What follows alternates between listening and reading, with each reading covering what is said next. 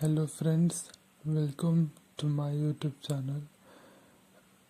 अगर आपने हमारी पिछली वीडियो नहीं देखी है तो कंसंट्रेशन सीरीज़ की, तो आप ज़रूर देखिएगा।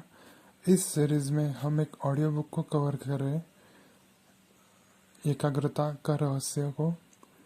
तो मैं आपसे रिक्वेस्ट करूँगा कि आप सर्वप्रथम पहली 2 वीडियो को देखें, फिर इस वीडियो को देखें। और अगर आपको यह वीडियो अच्छी लगे तो लाइक करें, नहीं अच्छी लगी तो डिसलाइक करें। तो वीडियो शुरू करते हैं। पुरातन काल से ही हमारे ऋषि मुनियों ने सबसे पहले अगर कोई काम किया है तो खुद के मन पर नियंत्रण लाना। उन्होंने उस अवस्था को प्राप्त करने के लिए अखंड परिश्रम किया है और ऐसे बैलेंस माइंड को एकाग्र करके योग विद्या के महान रहस्यों का आविष्कार किया। इसलिए उन्होंने परम सत्य, परम ज्ञान प्राप्त किया। उन्हें आत्मज्ञान प्राप्त हुआ।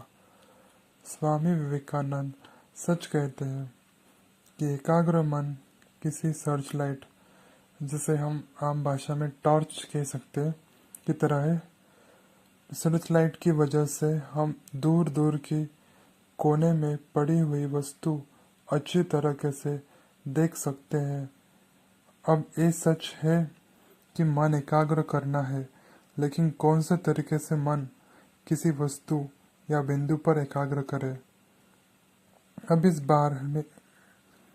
बारे में सबको एक्यूरेट उत्तर देना संभव नहीं है। इसके लिए कई तरह के मार्ग हैं।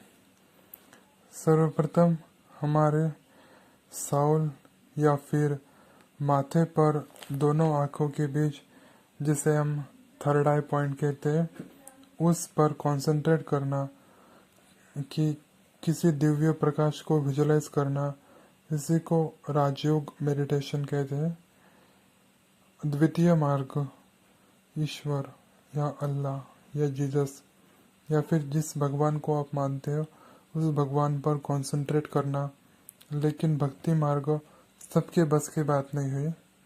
तीसरा मार्ग है जो कि विद्यार्थियों के लिए अत्यंत आवश्यक है, जो यह है कि पढ़ाई पर फोकस करके समझ के नए कॉन्सेप्ट सीखना।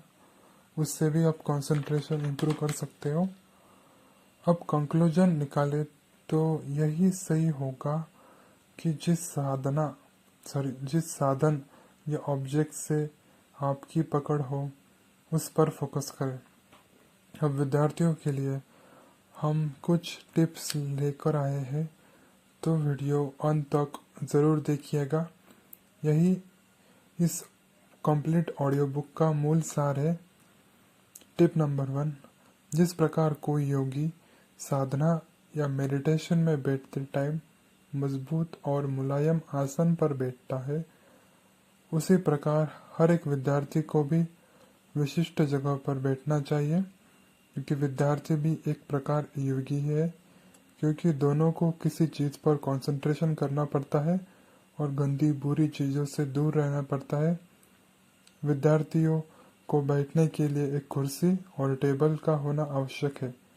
लोग बोलेंगे सभी कुर्सी और टेबल थोड़ी ना अफोर्ड कर सकते हैं, और कुछ बोलेंगे कि सर विश्वेश्वरैया, इन्होंने स्ट्रीट लाइट से ही पढ़ाई की, इनके पास कहाँ टेबल था।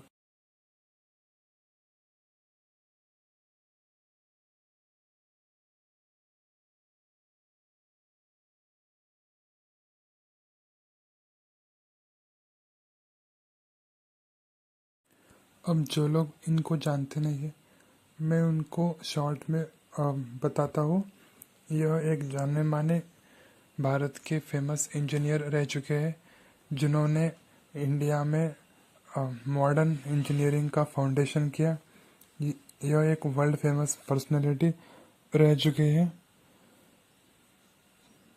तब भी वे वर्ल्ड फेमस पर्सनालिटी कैसे बने, लेकिन यह निश्चित है कि स्ट्रीट लैम्प से पढ़ने वाला हर कोई थोड़ी ना विश्वेश्वरैया बन पाता है।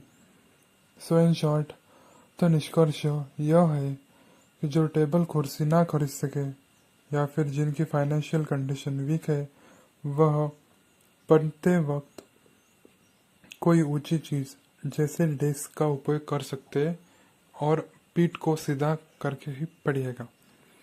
टिप नंबर 2, जब आप पढ़ाई करें तो केवल पढ़ाई करें, पेन को न घुमाएं या पेन पेंसिल चबाएं। अपने माइंड को प्रेजेंट में लाएं। कभी कभी कोई हमारी तारीफ करने वाली बात याद आती है तो अहंकार ना करें, या कोई सब्जेक्ट में कम मार्क्स आए तो टेंशन ना ले। तब आप एक काम कर सकते हैं, जो कि लंबी लंबी सांसें लेना और निष्काम भाव से काम करते रहे और धीरे धीरे अपने सिटिंग आवर्स को बढ़ाते जाए। अगर आप अभी अगर आप एक जगह बैठ के 30 मिनट तक पढ़ रहे, तो आप हर प्रतिदिन 1 मिनट का अवधि बढ़ाए, आप में इम्प्रूवमेंट ज़रूर नज़र आएगी। अब टिप नंबर 3, यह बोलना बहुत इम्पोर्टेंट है कि एक टाइम पे एक सब्जेक्ट पढ़े। एक सब्जेक्ट चूज़ किया तो कम से कम 1 आवर उसी को पढ़े। इसी प्रकार से आप उस सब्जेक्ट को डीप अंडरस्टैंड कर सकते हो। रीडिंग एंड स्टडी करना दोनों में बहुत फ़र्क है। कॉन्सेंट्रेटेड माइंड भले ही दोनों एक्टिविटीज़ के लिए आवश्यक हो, लेकिन अगर आप स्टडी या फिर पढ़ाई करते हो तो आप उस विषय के कोर कॉन्सेप्ट को समझते हो, जिसके कारण आप डीपली और ज़्यादा दिन तक याद रख पाते हो। धीरे धीरे आप उस पर ग्रिप धीरे धीरे उस टॉपिक पे आपका प्रभुत्व यानी कि एक्सेलेंस या परफेक्शन आ जाता है।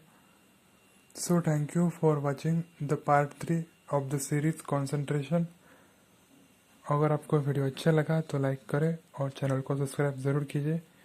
और thank you for watching this video till and.